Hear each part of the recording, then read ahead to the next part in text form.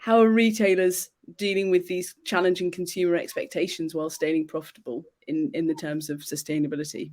So, I mean, selfless plug for the BRC, but we have got our own climate action roadmap. Tesco's recently joined, and we've got, I think close to 100 now brands who have signed a pledge, which has sort of 4 tracks, from transparency to better working conditions to to reducing carbon and water usage, not just in their stores and distribution centers, but all the way back through their supply chain. So there's sort of action at the top end happening, and I think. And brands lower down who perhaps haven't got the sort of where the impact of a single smaller brand doing something is less than someone who employs 500,000 people.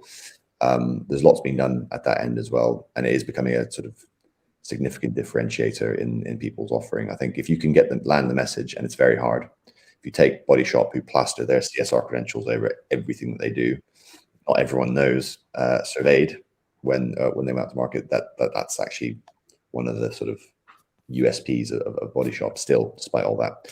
So for a company coming in fresh or starting from scratch, it is a lot harder.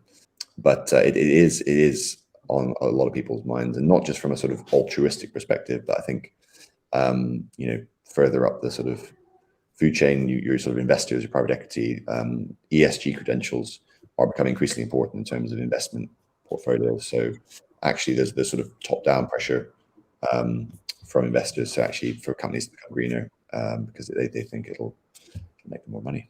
Whatever the reason. So it's not just the retailers need to deal with changing consumer expectations and worry about being profitable. Investors are expecting them to be more profitable if they are dealing with the sustainability and corporate social responsibility in the sector. There's an expectation, maintaining growth while sort of in the background making changes that sort of increase their social sort of responsibility obligations. So yeah, it's coming from both sides, which is good for all of us. I think. Hopefully it's a win-win for everybody, right? Absolutely.